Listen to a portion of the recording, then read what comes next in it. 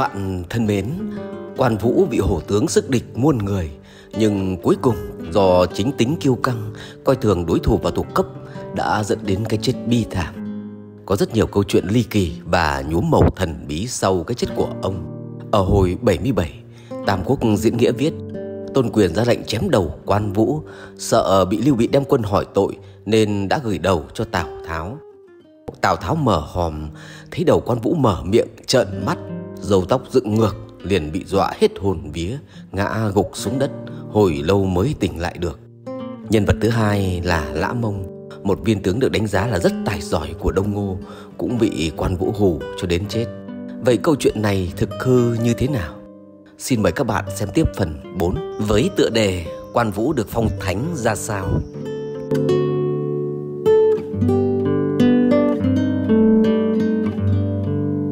Tôn Quyền nộp thủ cấp, Tào Tháo hậu táng. Tôn Quyền sai người mang đầu Quan Vũ đến Lạc Dương nộp cho Tào Tháo. Tào Tháo không mang đầu ông đi bêu mà sai làm lễ tang trọng thể theo nghi thức an táng chư hầu. Ngô Lịch viết: Quyền đem đầu của Vũ đến chỗ Tào Công, Tào Công lấy lễ chư hầu mà an táng cho Vũ. Tiểu thuyết Tam Quốc Diễn Nghĩa mô tả tình tiết Tào Tháo cho người dùng gỗ quý tạc thân người rồi chắp đầu lâu của Vũ vào an táng. Các nhà nghiên cứu cho rằng Tào Tháo đã phụ rất nhiều người nhưng chưa từng phụ Quan Vũ. Mặt khác, việc làm đó còn mang ý nghĩa chính trị không nhỏ. Tôn Quyền nộp đầu Quan Vũ cho Tào Tháo để muốn thiên hạ nghĩ rằng mình giết Vũ là theo lệnh của Tào Tháo, khiến Lưu Bị chĩa mũi nhọn vào Tào. Nhưng Tào Tháo trọng táng Quan Vũ lại cho ra một thông điệp khác: Tôn Quyền tự ý giết ông. Tào Tháo đã giải tỏa được sự hiểm nghi của mọi người và lái được mũi nhọn của Lưu Bị trở lại phía Tôn Quyền. Trong Tam Quốc Diễn Nghĩa là Quan Trung hư cấu lên chuyện rằng ngày Tôn Quyền mở tiệc khao Lã Mông, hồn Quan Vũ đã quay về giết chết nhân vật Lã Mông. Vì hoảng sợ và để ly gián ngụy thục nên Quyền đã đem đầu nộp cho Tào Tháo. Tào Tháo mở hộp đựng đầu Quan Vũ ra nhìn, thấy vẫn hồng hào như còn sống. Cái đầu bỗng trừng mắt ra nhìn, râu tóc dựng đứng lên. Vì vậy nhân vật Tào Tháo hoảng sợ tới mức phát bệnh đau đầu và không lâu sau thì chết. Những tình tiết hư cấu này dựa trên một phần thực tế cái chết của Lã Mông và Tào Tháo. Không lâu sau khi đánh chiếm được Kinh Châu, Lã Mông trở về cũng ốm nặng rồi qua đời, còn Tào Tháo bị bệnh đau đầu lâu năm rồi chết.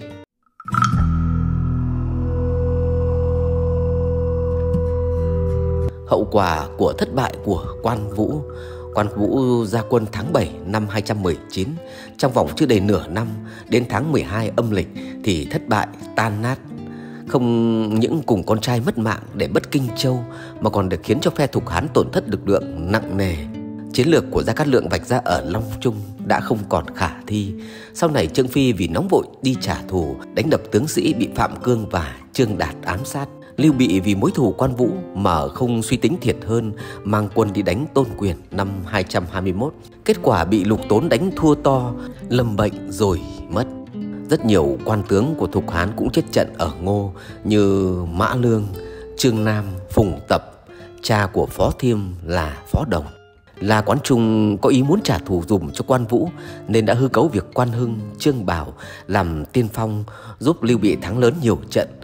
Và những người đã hại Quan Vũ như Mi Phương, Sĩ Nhân, Mã Trung, Phan Trương, Chu Nhiên đều bị giết. Trên thực tế, đa phần những nhân vật lịch sử này đều sống thọ hơn cả Lưu Bị, và quân tướng Đông Ngô chịu rất ít tổn thất. Hơn nữa, Quan Hưng và Trương Bảo đều mất sớm, chưa từng làm tướng.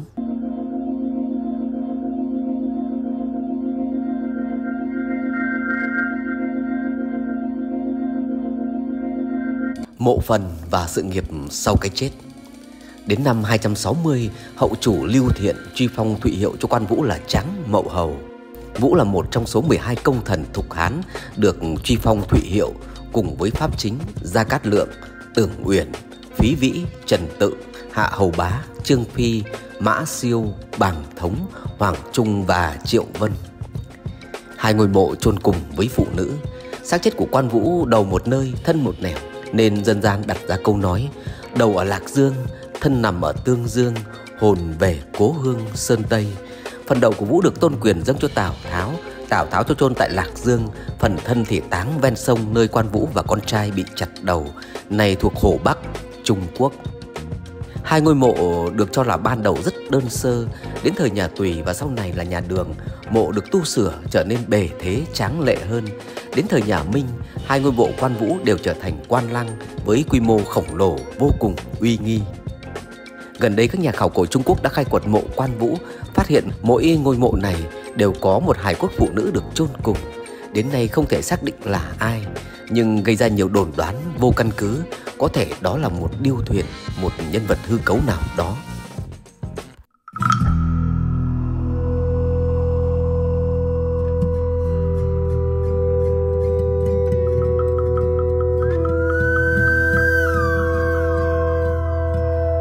Quá trình được phong thánh. Theo giáo sư tiến sĩ người Hà Lan Barend ter Haas, một nhà nghiên cứu văn hóa Trung Quốc của Đại học Hamburg đã chia sẻ sự nghiệp tâm linh kiếp sau của Quan Vũ, bắt đầu với giai đoạn là một vong hồn, được dân địa phương lập miếu thờ để cầu an. Qua mấy trăm năm trắc trở đến thời nhà Đường thì được phong thánh trở thành quan công, được đưa vào miếu thờ của Phật giáo. Đến thời nhà Tống, quan công được đưa vào nghi lễ cúng bái trừ tà của đạo giáo. Rồi đến thời nhà Minh, nhà Thanh được phong làm quan thánh, quan đế.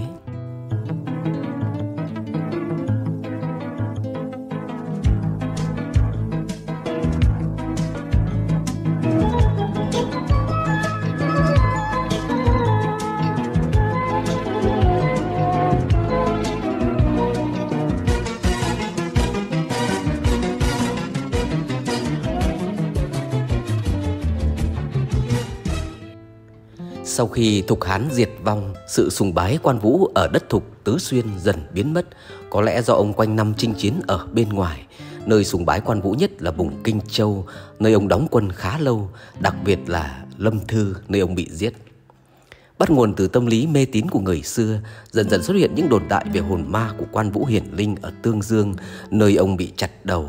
Dân chúng Tương Dương lo sợ oan hồn ông báo thù nên xây một ngôi mộ, bắt đầu tế Vũ như một cô hồn dã quỷ, cầu mong đừng báo oán. Lúc này Quan Vũ chưa trở thành quan công, nhưng đây được cho là bước đầu để mở đường cho ông bước lên bệ thần thánh. Do tâm lý khiếp sợ hồn ma Quan Vũ báo thù nên thời gian đầu các miếu thờ Quan Vũ có kiến trúc khá âm u, tượng ông được tạc với hình dạng hung dữ, đáng sợ. Việc thờ cúng Quan Vũ khi đó chỉ mang tính chất khu vực như ở Tương Dương, không xuất hiện ở các địa phương khác.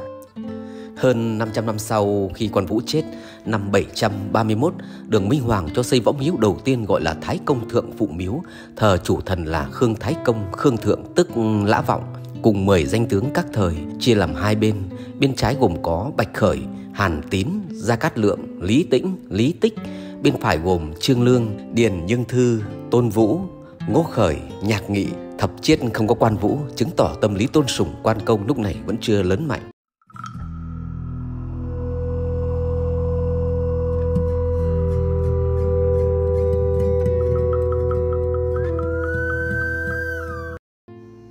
Đến năm 782, Đường Đức Tông tăng số tướng trong võ miếu thêm 64 người. Trong số mới được thêm vào có Tôn Tẫn, Liêm Pha, Vệ Thanh, Hoắc Khứ Bệnh, Quan Vũ, Trương Phi, Chu Du, Đặng Ngải.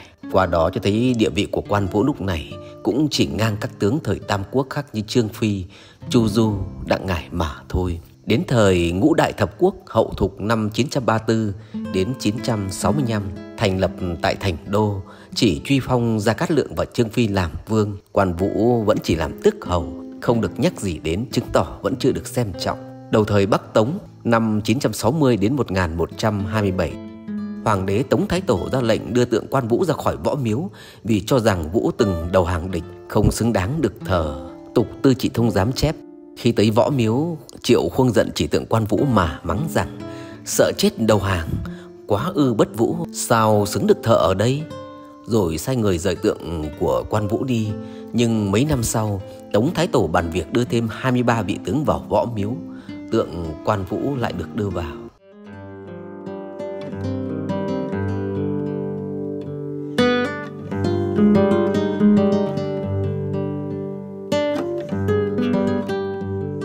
Bắt đầu được phong thần.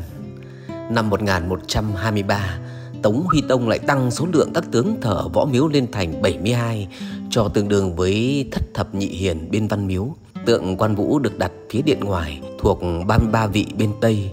Các tướng cùng thời Tam Quốc gồm có Hoàng Phủ Tung, Đặng Ngải, Trương Phi, Lữ Mông, Lục Kháng, Đỗ Dự, Trương Liêu, Quan Vũ, Chu Du, Lục Tốn, Dương Hữu, Vương Tuấn. Cũng vào thời Tống Huy Tông, Quan Vũ lại được Thụy Hiệu phong vương là Nghĩa Dũng, Võ An Vương. Thời Nam Tống, góc nhìn lịch sử thời Tam Quốc, Ngụy là triều đại chính thống, được đảo ngược thành Ngụy là giặc, Thục Hán là chính thống, khiến cho vị thế của Quan Vũ phe Lưu Bị được nâng cao rõ rệt, và màu sắc thần thánh hóa đối với ông cũng đậm nét hơn. Đến thời Trả Nguyên, người Mông Cổ thống trị Trung Hoa, triều đình không muốn dân chúng tôn thờ những danh tướng ngoại tộc như Nhạc Phi, nên đã đề cao Quan Vũ, một người trung thành với chủ trong cuộc chiến Tam Quốc. Cuốn Nguyên Sử Tế Tự Ký ghi rằng lễ Phật trong cung đình nhà Nguyên luôn có Quan Vũ thần kiệu, nghĩa là rước kiệu thần, trong đó có tượng Quan Vũ. Quan công Võ Thánh. Đến thời nhà Minh, Quan Vũ được cho là đã hiển thánh giúp đỡ Trung Nguyên Chương đánh bại Trần Hữu Lượng trong trận Hồ Bà Dương, nên Minh Thái Tổ cho xây dựng Quan Công Miếu ở Nam Kinh, ra lệnh người dân phải cúng bái. Năm 1614, Minh Thần Tông phong Quan Vũ làm tam giới phục ma đại đế, thần uy viễn chấn, thiên tôn quan thánh đế quân. Quan Vũ chính thức trở thành quan thánh, quan đế. Việc tôn sùng Quan Vũ đã thịnh hành trong cung đình nhà Minh, có ghi chép rằng trong cung dựng 2 tượng quan đế, một lớn một nhỏ.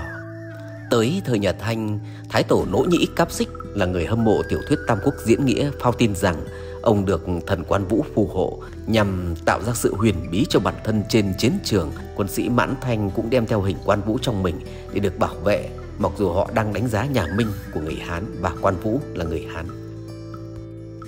Để khuyến khích lòng trung thành với vua chúa và một phần cũng để lấy lòng người Hán, các hoàng đế nhà Thanh sau đó liên tục phong tước cho Quan Vũ tên Thụy ngày càng dài ra, lên đến 24 đến 26 chữ cái như Trung Nghĩa Thần Vũ Linh Hiệu Nhân Dũng Uy Hiển Hộ Quốc Bảo Dân Tinh Thành Tuy Tĩnh Dực Thánh Tuyên Đức Quan Thánh Đại Đế, nên phải gọi tắt là Quan Thánh.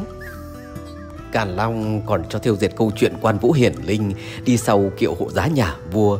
Càn Long ngồi trên kiệu vẫn hay nghe tiếng dép lẹp kẹp đi theo sau, quay lại thì không thấy ai. Vua hỏi ai theo hộ giá chậm thế, thì nghe tiếng trả lời nhị đệ Quan Vân Trường ạ. Vua phong làm tài thần. Quan Vũ là người Hán nhưng lại bảo vệ hoàng đế Mãn Thanh, khiến cho các hội phản thanh phục minh mất đi khí thế.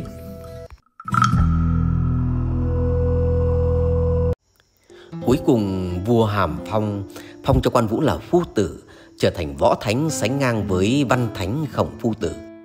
Từ một viên tướng có thành tích không quá nổi bật, 2 lần bị bắt rồi bị giết, hơn 1000 năm sau, nhờ các câu chuyện dân gian, tiểu thuyết Tam Quốc diễn nghĩa và được các vua chúa triều Tống, Nguyên, Minh, Thanh sử dụng làm hình mẫu tuyên truyền lòng trung thành trong dân chúng, cuối cùng Quan Vũ trở thành quan thánh đế quân, đánh bật cả Khương Tử Nha và 10 vị danh tướng thời trước ra khỏi võ miếu.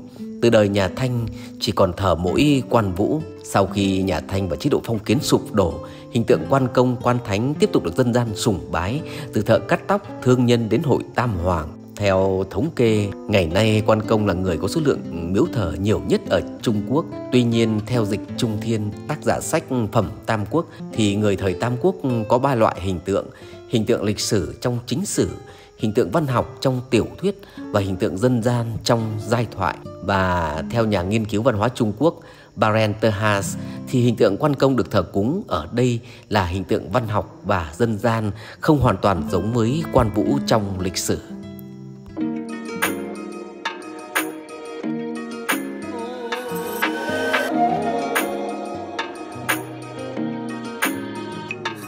Gia đình và hậu duệ. Quan Vũ có ít nhất là 3 người con: Quan Bình, Quan Hưng và một con gái. Con cả Quan Bình theo ông đi chiến trận, bị Đông Ngô bắt giết cùng ông năm 219. Con thứ là Quan Hưng lớn lên ở Ích Châu, được cất nhắc làm thị trung và trung giám quân, cũng chỉ làm quan được một thời gian rồi qua đời sớm. Trong tiểu thuyết Tam Quốc diễn nghĩa của nhà văn La Quán Trung, nhân vật Quan Bình bị sửa thành con nuôi, còn nhân vật Quan Hưng trở thành mãnh tướng đi trả thù cho cha. Quan Vũ còn ít nhất một người con gái, vì Tôn Quyền từng định hỏi cho con trai mình để kết thông gia, nhưng rồi Vũ từ chối, sỉ nhục sứ giả, gây nên bất hòa sau này. Thời phong kiến, phụ nữ thường ít được ghi lại tên tuổi, nên chỉ được biết đến là Quan thị. Tiểu thuyết Tam Quốc diễn nghĩa viết rằng Quan Vũ gọi con gái mình là hổ nữ, còn con trai Tôn Quyền là loài chó. Người đời sau hư cấu thêm rằng dù là thân nữ nhi nhưng 18 tuổi cô này đã sớm được Gia Cát Lượng tin dùng, đem theo phò trợ mình thảo phạt Nam Man. Nhân vật này xuất hiện trong kịch, phim ảnh Trung Quốc và các trò chơi điện tử của Đài Loan, Nhật Bản với nhiều tên khác nhau như là Quan Ngân Bình, Quan Phụng, Quan Nga, Quan Tam Tiểu Tỷ hay Quan Thị Tam Tỷ. Trong tiểu thuyết Tam Quốc diễn nghĩa của nhà văn La Quán Trung, nhân vật Quan Vũ còn có người con thứ ba tên là Quan Sách. Nhân vật này là nhân vật hư cấu, từng tham gia Nam Chinh chống Mạnh Hoạch cùng Gia Cát Lượng. Nhân vật Quan Sách còn được xuất hiện trong kịch và các truyện khác với tên gọi là Hoa Quan Sách. Có vợ là các nhân vật hư cấu như Bảo Tam Nương và Hoa Man, con gái của Mạnh Hoạch, và nhân vật hư cấu Trúc Dung.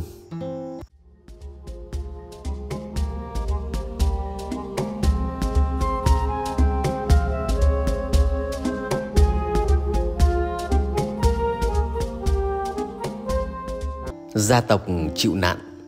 Đến đời cháu con trưởng của Quan Hưng là Quan Thống, làm tới chức hổ bôn trung lang tướng, cũng mất sớm không có con trai. Người con thứ hai của Quan Hưng là Quan Di, sau khi Quan Thống mất được lập tước Hán Thọ Đình Hầu. Khi nhà Thục Hán diệt vong năm 264, con của Bàng Đức là Bàng Hội theo Trung Hội Đặng Ngải vào Tây Xuyên đã tìm hết nhà họ Quan ở thành đô để tàn sát trả thù cho cha. Dòng họ Quan Vũ từ đó bị diệt vong. Tam Quốc Chí ghi chép con nối dõi của Vũ là Hưng. Hưng tên tự là An Quốc, lúc còn ít tuổi được làm lệnh ở huyện Vấn, được thừa tướng Gia Cát Lượng quý trọng khác thường. Sau làm thị trung giám quân được mấy năm thì chết. Con Hưng là Thống nối tự, lấy công chúa con hậu chúa làm quan đến hổ bôn trung lang tướng. Khi chết không có con nối dõi, mới lấy con thứ của Hưng là Di kế tục tước. Thục Ký viết con Bàng Đức là Hội, theo Trung Hội và Đặng Ngải phạt Thục. Thục bị diệt, đã cho giết sạch gia tộc của Quan Vũ.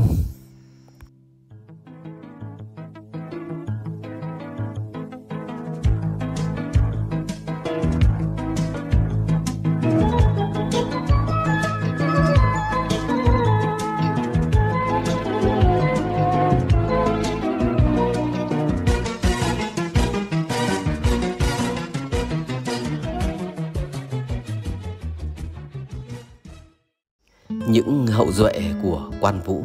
Sau này khi văn hóa tôn sùng Quan Vũ bắt đầu từ những người dân không cùng huyết thống với ông, nhiều thế kỷ sau bắt đầu có những người họ Quan tuyên bố là con cháu của Quan Vũ.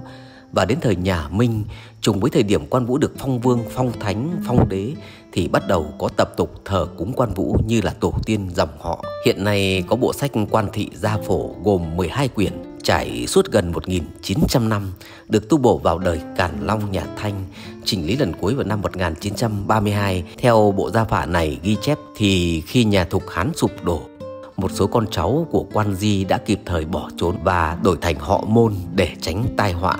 Đến thời Tây Tấn mới lấy lại họ Quan. Nhánh hậu duệ này của Quan Vũ được cho là có rất nhiều người tài giỏi nổi tiếng như Quan Lang, đại thần thời Bắc Ngụy, Quan Khang Chi, danh nho đời Nam Triều, Quan Phiên, tể tướng đời Đường.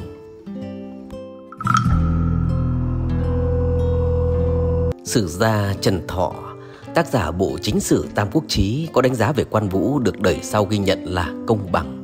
Quan Vũ sức địch vạn người, hổ thần một thời. Vũ báo ơn Tào Công, có phong độ quốc sĩ, nhưng Vũ cương và tự phụ, lấy sở đoản chuốc lấy thất bại, là lẽ thường vậy. Trong Tam Quốc Chí, chú giải của Bùi Tùng Chi ghi rằng xưa Trương Phi hùng tráng uy mãnh, chẳng kém gì Quan Vũ. Mưu thần nước Ngụy là Trình Dục khen Quan Vũ và Trương Phi là vạn người khó địch. Vũ khéo đối xử với sĩ tốt mà kiêu ngạo với sĩ đại phu, Phi yêu kính người quân tử mà không thương xót kẻ tiểu nhân. Những lời khen. Quan Vũ được đánh giá là vị tướng võ nghệ xuất chúng, dũng cảm phi thường, uy tín đứng đầu toàn quân. Chiến tích đột kích chém Nhan Lương giữa hàng vạn quân cho thấy Quan Vũ là người có võ nghệ rất cao cường.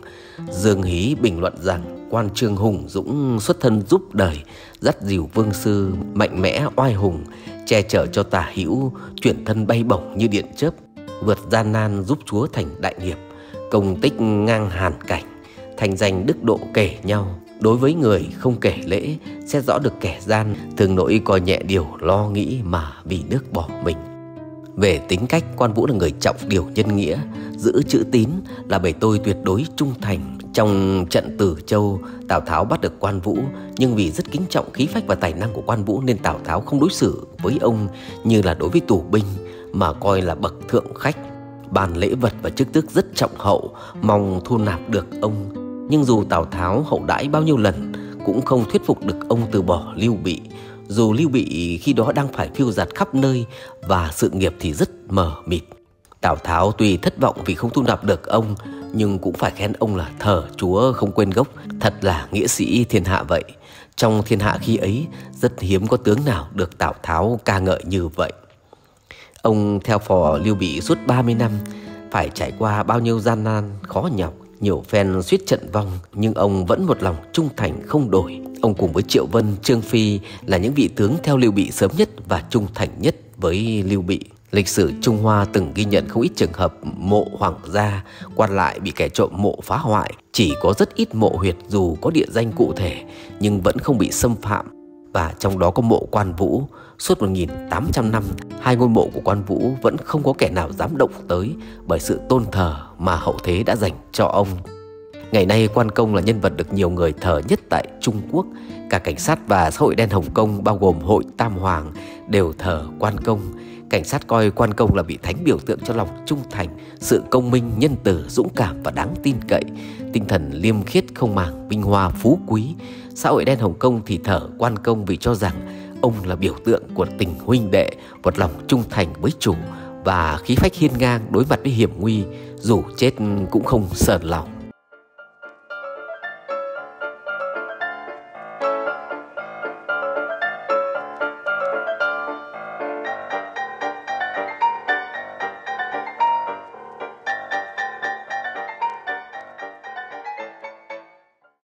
Ngoài những lời khen ở trên thì cũng còn những lời chê dành cho ông.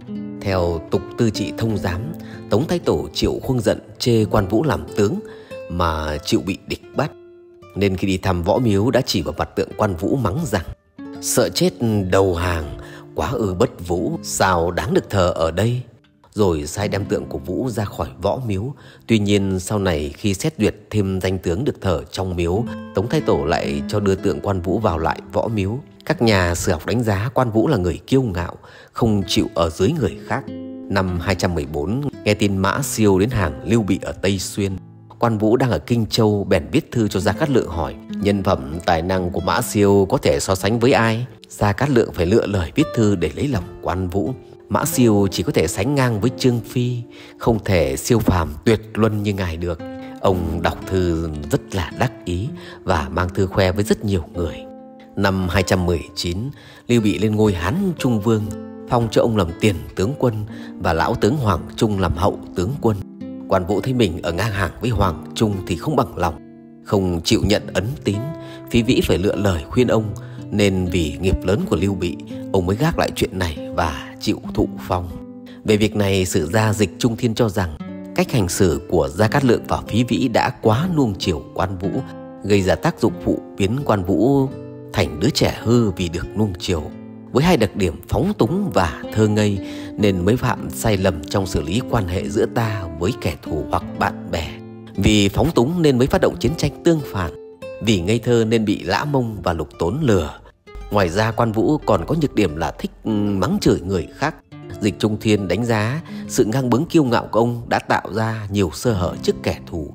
Và với tính cách ấy, Quan Vũ chỉ có thể là một đại hiệp hành tẩu trượng nghĩa nơi giang hồ, không thể trở thành đại soái giành giật Trung Nguyên được. Khi trấn giữ Kinh Châu, Quan Vũ đã không thể giữ nổi đất để quân Ngô chiếm mất 3 quận. Tôn Quyền trên danh nghĩa nhận 3 quận do Quan Vũ bản giao, nhưng trên thực tế đã chiếm được trong tay. Họ Tôn lại muốn giao hảo, thế nhưng Quan Vũ lại khinh miệt mắng nhức Quyền. Việc 5 lần 7 lượt xúc phạm tôn quyền của Quan Vũ là một sai lầm, khiến Tôn Quyền để Lã Mông đánh úp khi Quan Vũ đang bận viễn chinh, dẫn đến cái chết sau này của ông. Trương Tác Diệu trong Lưu Bị chuyện chê Quan Vũ là người hữu dũng vô mưu, tự cầm quân một mình thì dẫn đến thất bại. Theo Dịch Trung Thiên, từ lúc theo Lưu Bị chinh chiến, lúc nào Quan Vũ cũng được cho là phụ trách một cánh quân riêng, cho thấy hẳn ông là người có tài. Quan Vũ là người phương Bắc, vừa đến miền Nam Kinh Châu, đã nắm được cách chỉ huy thủy quân. Rõ ràng ông là người có nghề. Tuy nhiên cũng Dịch Trung Thiên cho rằng Quan Vũ có năng lực, có hiểu biết về một mặt nào đó, nhưng không đủ đầu óc chính trị, không có nhãn quan chiến lược.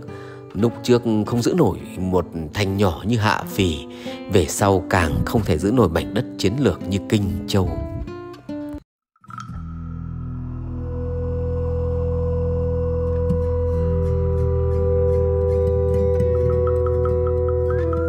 Các bạn thân mến, mặc dù thế nào đi chăng nữa thì Quan Vũ vẫn mãi là một vị hổ tướng được người đời kính trọng. Quan Vũ được thờ phụng ở rất nhiều nơi, tôn lên nhiều danh hiệu cao quý. Ông là nhân vật được phong tặng nhiều danh hiệu nhất trong lịch sử Trung Quốc. Video của mình đến đây xin được tạm dừng. Cảm ơn các bạn đã quan tâm theo dõi. Xin chào và hẹn gặp lại.